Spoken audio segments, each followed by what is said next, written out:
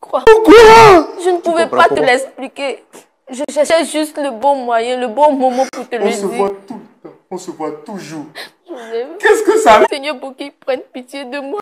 Pourquoi? Pourquoi maman gardait ce long secret? Pourquoi? Ma femme ancienne prostituée a eu des liaisons avec mon père. Je l'aime, que dois-je faire? C'est l'histoire de cet homme, je vous invite à l'écouter attentivement car c'est une véritable leçon de vie. Merci et bon visionnage. Je reviens à vous, vous avez la parole. Avant qu'on arrive à votre père, je voudrais vous demander un peu au sujet de votre foi. Est-ce que vous êtes chrétien? Le Christ après l'âge de l'adolescence. Je peux dire que c'est la meilleure des choses qui me sont arrivées. D'accepter le Christ et puis de marcher selon ses principes. À suivre. Merci. C'est ce que je vous dis. Merci. Et comment est-ce que vous vous rencontrez? Et ça dure combien de temps votre union? Bien, ça fait pratiquement 2 ans que nous marchons ensemble. Je vais reprendre depuis le début. J'ai tout de suite SMS, on s'échangeait des WhatsApp, on se voyait après le culte, des activités, lors des activités à l'église, on était toujours dans les mêmes équipes. Le courant passe et le courant continue de passer. Je suis sûr que je risque de brûler là. et vous, comment est-ce que vous le rencontrez? Qu'est-ce qui motive votre choix de marcher avec lui? Comme il a dit, on était tout le temps ensemble. Voilà. Donc, j'ai voulu officialiser les choses et donc j'ai tenu à informer mon père que je voudrais lui présenter. Du problème en fait. D'accord. Continue. Alors, ma fiancée et moi avons pris rendez-vous avec mon père. Bien avant, je lui en ai parlé. Je veux dire que je voudrais te présenter ma fiancée. Il m'a félicité. Il m'a dit, c'est bien. Tu deviens un homme, tu n'es plus un adolescent et je t'encourage. Alors, à telle date, toi et ta fiancée, venez à la maison, je vous reçois. J'ai frappé à la porte. Mon père a ouvert. Il m'a laissé entrer. Je suis entré. Et après, derrière, ma fiancée m'a suivi. Il était de dos, il ne nous voyait pas. Et quand il s'est retourné, que son regard a croisé le regard de ma fiancée, il est rentré dans une colère noire. Il s'est fâché. Je n'avais jamais vu mon père ici. Il s'est fâché. Mais qu'est-ce qu'elle vient faire ici? Pourquoi c'est celle-là que tu as choisie? Mais il est à la porte. Il m'a dit que franchement, cette fille, elle n'est pas la bienvenue dans la famille. Et il nous a mis dehors. Bon, moi, j'ai rien compris. Ma fiancée est partie en pleurs. Je suis allé après elle. Je l'ai rattrapée. Je lui ai présenté mes excuses. Je lui ai dit que je ne m'attendais pas à cette réaction de mon père, que moi-même parler. Je lui ai demandé, mais qu'est-ce qui se passe avec cette fille? Il m'a dit que je peux choisir toutes les filles que je veux, mais celle-là, il ne la veut pas. Ça me semblait bizarre. Il n'avait jamais eu cette réaction. Bon, situation aux doyens d'âge de l'Église et aux responsables de l'Église, avec lesquels je suis revenu à la maison quelques jours plus tard. Quand je suis arrivé, mon père vers votre plateau pour essayer, tant bien que mal, de trouver une solution à ce problème-là. Vraiment qu'on arrive à résoudre ce malentendu. Voilà. Est-ce que vous soupçonnez une idée ou bien une raison qui pourrait justifier l'attitude de votre beau-père en votre endroit? Non, pas que je sache, parce que à plusieurs reprises, bon, pour la première fois quand nous sommes allés chez eux à la maison pour les présentations, il ne nous a pas laissé entrer en fait. On a passé à peine 3 minutes qu'il nous a... que j'ai utilisé pour lui présenter ma fiancée ont été mal faites. J'aimerais demander pardon aux yeux de toute la nation, publiquement en tout cas. J'aimerais demander pardon à mon père pour qu'il puisse enfin, il faudrait qu'il accepte enfin ce pardon pour pouvoir nous donner sa bénédiction pour notre union définitive. Vous avez d'autres frères à part vous ou des sœurs? Je suis le fils unique de mon père. Je suis son unique fils. D'accord, il n'y a pas de problème. Pasteur, pieuse, catholique, il a préféré se préserver et de se consacrer à ses études jusqu'à ce qu'il finisse son cursus scolaire et que Dieu lui fasse la grâce de rencontrer une jeune sœur avec qui il a vécu dans la chasteté. Il aurait bien voulu aller à une étape supérieure, le mariage, mais il est heurté à une montagne qui n'arrive ni à déplacer ni à contourner. Il s'agit de son père qui lui dit il peut marier toutes les femmes de la terre, mais quant à celle qu'il a choisie, il ne veut pas d'elle comme étant sa fiancée ou bien son épouse. Alors il a tenté par tous les moyens de résoudre Séphora. Et donc, n'ayant plus d'espoir, il décide de venir sur notre plateau pour que, bien entendu, avec la sagesse que Dieu a mis en vous, qu'on essaie de demander pardon à son père. S'il y a un problème, pour qu'on demande pardon aussi avec lui et trouver une solution à cette problématique qui les dérange tous les deux. On va donc le recevoir avec votre permission. Oui, on le reçoit. Public, merci de recevoir le père de notre frère en question sous vos ovations, s'il vous plaît.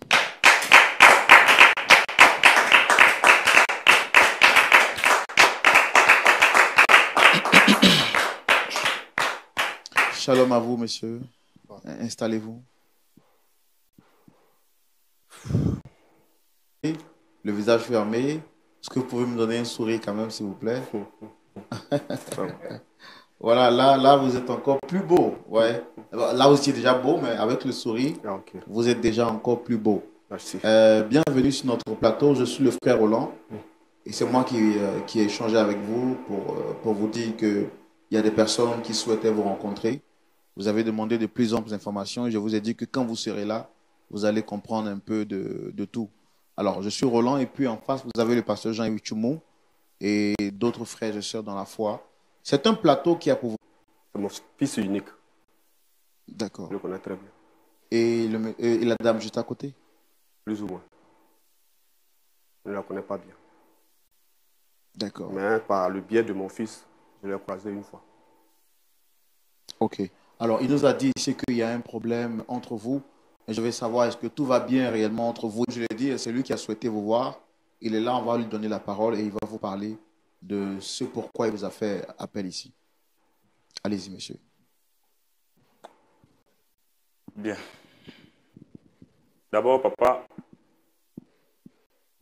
je te demande pardon et je te dis aussi merci d'avoir effectué le déplacement. Tu aurais pu ne pas venir, mais tu as brillé de ta présence. Tu brilles de ta présence et je te dis merci. Merci d'être venu. Papa, comme tu peux le constater sur ce plateau, je suis avec ma fiancée, Séphora. Ma fiancée, papa. Ouais. Joseph, Papa. depuis quand tu t'es fiancé? Mais papa, nous sommes déjà passés à la maison, elle et moi. Et qu'est-ce que je t'ai dit? Je t'ai pas dit que tu me poses lui la question. Qu'est-ce qu'elle a fait? Pose-lui la question. Toi, tu ne sais pas ce que tu as fait? Cette histoire n'a point fini. On te demande, tu ne réponds pas. Tu dis de lui poser... Ok. Séphora, vu la mine de mon papa, Tu sais que je t'aime, non? je n'en doute pas. Tu m'aimes également. Oui, je t'aime à mourir. Joseph, on s'est fait tellement de promesses.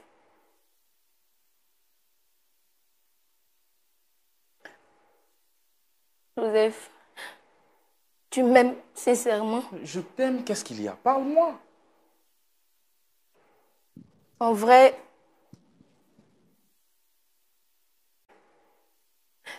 papa ne vivons plus, maman ne travaillant pas également.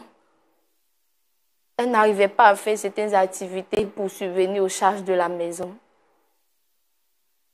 Étant l'aînée, j'ai voulu contribuer aux charges de la maison.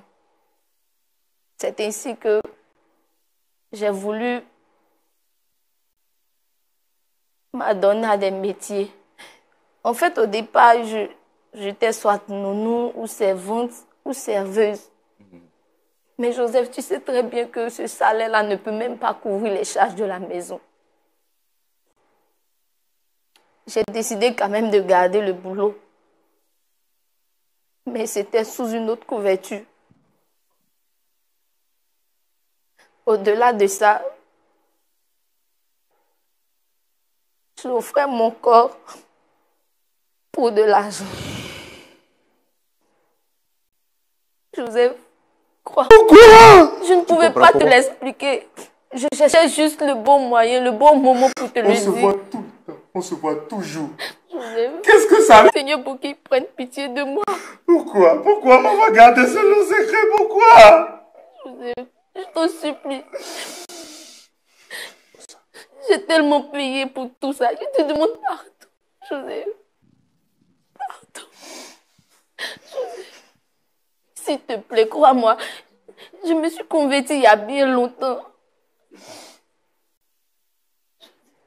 Joseph, dis-moi quelque chose, s'il te plaît, crois-moi. Je t'en supplie. Je ne veux pas te perdre. C'est pour cela que je ne t'ai pas dit. Joseph. Joseph.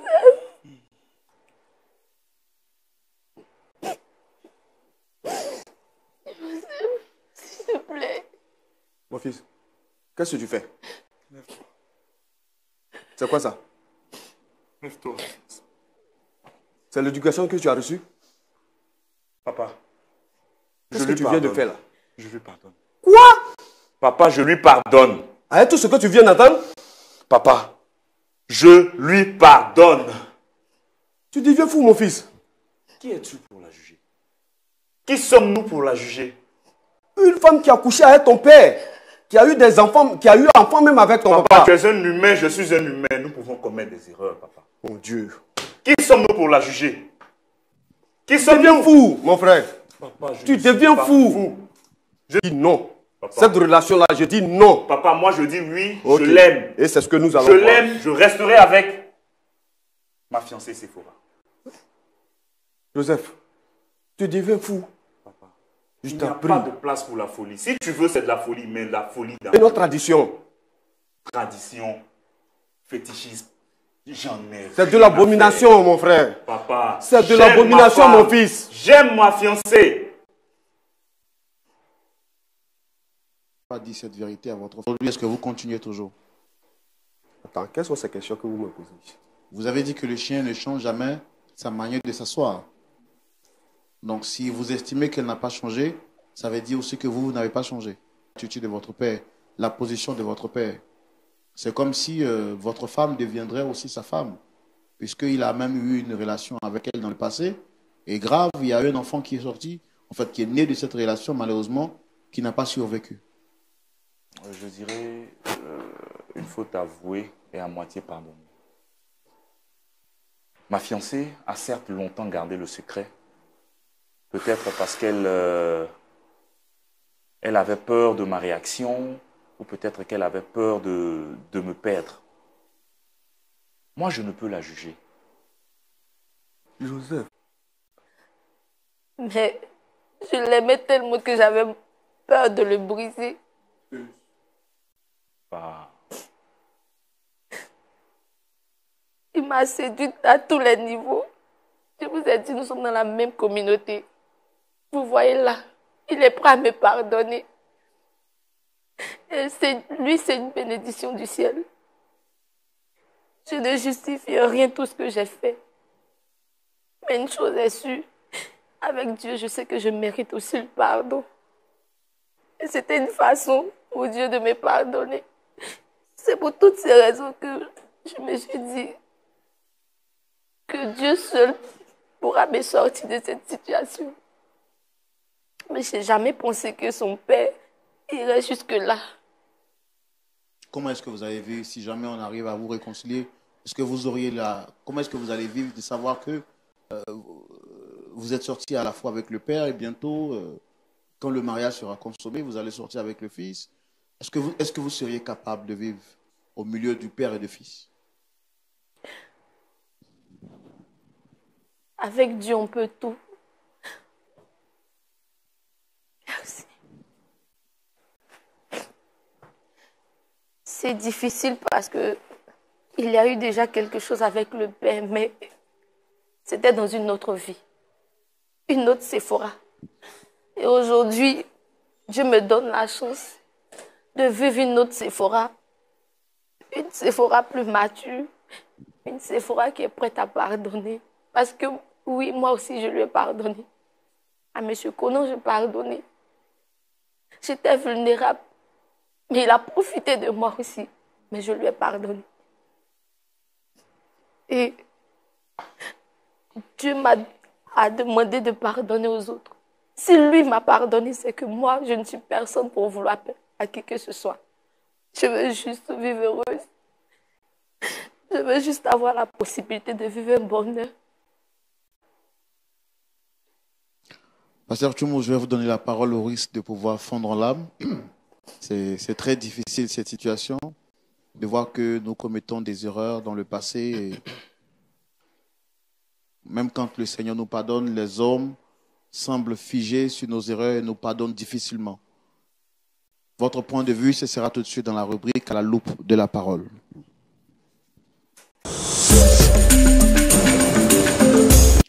Pasteur Tchoumo. Merci, Roland. Joseph, ça va? Oui, pasteur, ça va. Je constate que tu as un grand cœur. Alors, je voudrais te poser quelques questions. Tu es sûr de la décision que tu prends aujourd'hui devant nous tous et devant tous nos téléspectateurs? Tu es sûr de cette décision-là? Est-ce que tu seras prêt à supporter tout ça? Est-ce que tu seras prêt? Pasteur, avant de connaître Séphora, j'ai pris le temps de la regarder. J'ai pris le temps de l'étudier avant de prendre la décision de la présenter à mon père. Et cette nouvelle personne que j'ai trouvée en elle, vraiment, je suis prêt à mettre mon doigt au feu. Je suis prêt à l'aimer comme si de rien ne s'était passé. D'accord, merci. Séphora. Parce que, en fait, j'ai vu comment tu as plaidé pour que Joseph puisse te pardonner. Mais lui, comme il t'aime, il t'avait déjà pardonné en apprenant. Mais je veux dire ceci. Vous, les jeunes filles, ce que vous faites là, quand vous vous voyez belle, quand vous vous voyez jeune, tout ce que vous faites là vous rattrape dans la vie. Te voilà aujourd'hui, tu vas épouser un homme dont tu es sur les réseaux sociaux là. Vous vous mettez nu, vous gérez busy, vous faites ceci et cela, vous prononcez des paroles, je vous dis que ça va vous rattraper. Et on peut éviter ça. On peut éviter ça. On peut éviter ça. Aujourd'hui là, c'est la mode. C'est la mode. Gérer busy là, c'est la mode. Les élèves, les étudiants, les filles des filles des maisons, celles qui viennent comme nounou, comme servantes, tout ça, celles qui travaillent dans les maquis, gérer busy là, c'est devenu la mode. Et même les enfants vont plus loin.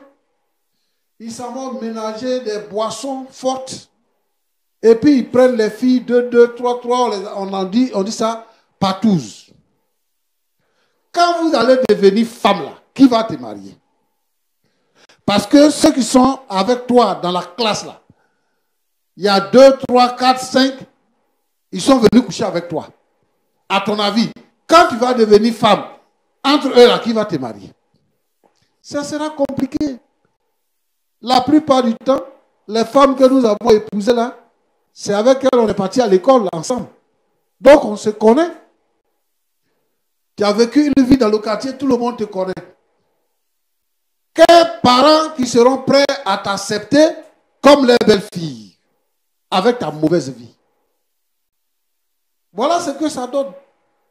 Aujourd'hui, il y a une situation qui prévaut. Quand, par exemple, un jeune homme dit que j'ai eu femme et qu'il vient présenter sa femme à ses parents, les parents sont enthousiastes. Ils sont même prêts pour aller doter la fille. Mais voici, il y a une situation à régler, Roland. Oui, pasteur. Et donc, je voudrais vraiment que les jeunes de notre époque prennent conscience que ça, c'est une mauvaise vie et qu'on ne peut pas continuer dans cette mauvaise éducation-là. On ne peut pas continuer dedans. Parce que ce que tu fais aujourd'hui va te rattraper demain. Monsieur, parce que tu risques d'être rival de ton fils. Et c'est ça qui arrive. La position dans laquelle tu te mets là est une mauvaise position. Tu devais avoir honte. Tu ne peux pas t'asseoir gaillardement sur ce plateau pour lui poser la question. Non.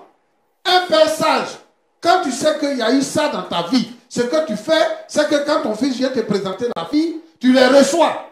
Avec une femme qui l'aime, ce qu'un père cherche, c'est le bonheur de son enfant. Toi, pour toi, là, il faut oublier ça. De toute façon, c'est déjà effacé. Quand tu es parti avec une femme, si vous n'êtes plus ensemble, là, c'est effacé. Sa vie, là, ne te concerne plus.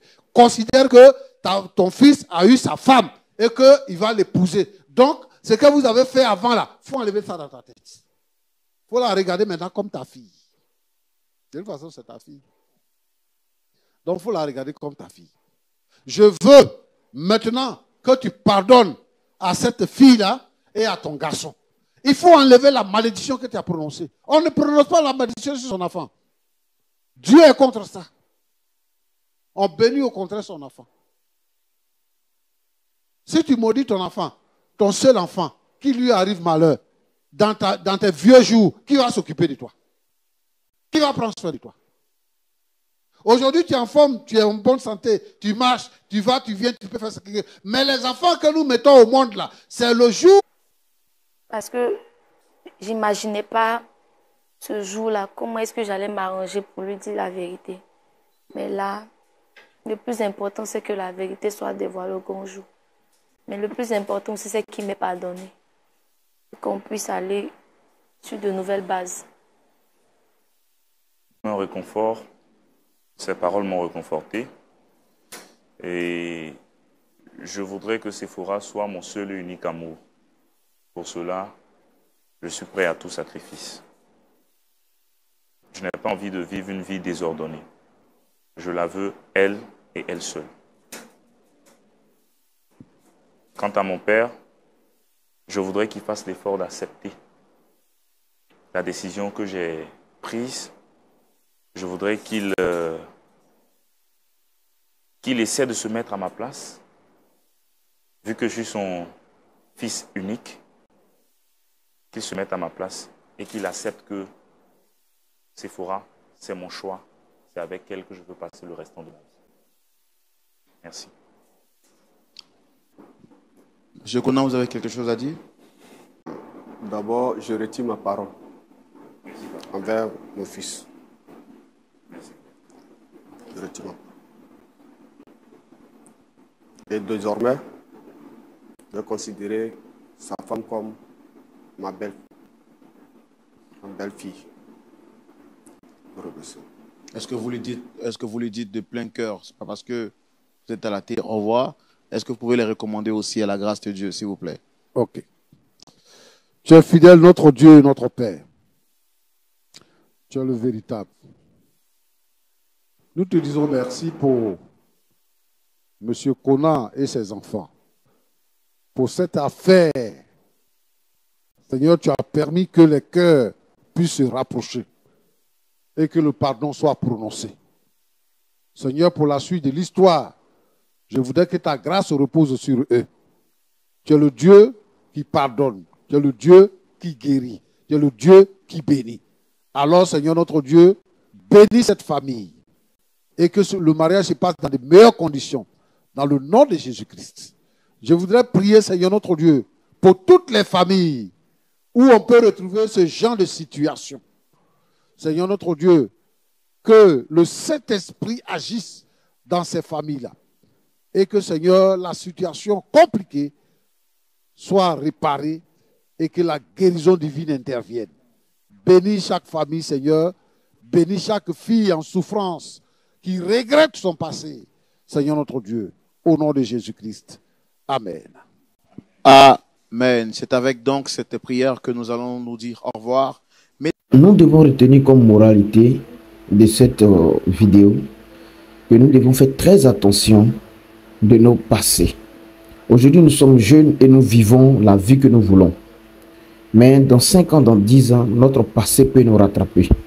Notre passé peut nous amener à regretter notre présent aujourd'hui. Donc, chaque acte que nous posons, nous devons savoir que notre passé peut nous rattraper et nous devons réfléchir constamment avant de poser tout acte. Que Dieu vous bénisse. À la prochaine. Merci.